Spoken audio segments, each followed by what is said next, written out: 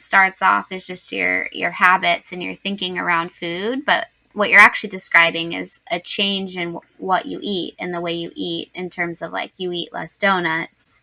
I think what you're not saying is that like nutrition doesn't matter. It just like it tends to follow the mindset change. Is that true? Yeah. Really good question. You picked up on something really important, because the fundamentals of like good nutrition haven't changed because our biology really hasn't changed. Mm-hmm. And so there's always going to be place for eating vegetables, for incorporating, quality protein sources into our meal, for bringing sort of healthy fats in moderation, for, choosing lower GI carbohydrates, that kind of thing. Those Mm-hmm. fundamentals are never really going to change. And it's like, we have to let go of this fantasy that, I think macro coaches, not to pick on them too much, but these, I eat pizza and ice cream and chocolate and donuts and milkshakes and look at my ripped abs. And I'm like, okay, I used to be involved in the bodybuilding industry. Like, I know the backstory. Yeah. Like, there's things that you are not. And then there's the days that you don't eat.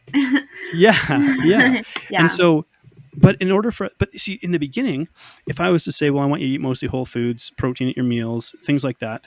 Well, food plays such an important emotional, like as an emotional anesthetic almost. I call it an emotional crutch. It really is an emotional anesthetic for so many people, that to try to take that away right away is a really, I don't want to use the word traumatizing because it's probably too strong a word. But for someone where food plays such an integral role into emotional regulation in their day-to-day life, to pull that away, to pull the rug out from under them right away is really difficult. So it's like, maybe we won't exactly change what we eat right off the bat.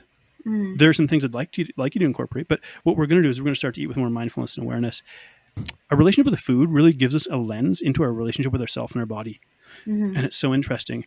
And so as we start to uncover these things, we start to really, the role of food doesn't disappear, but we start to develop other ways of navigating and dealing with the challenges that food was masking for us. Because food never solves a problem; it only pushes it away temporarily.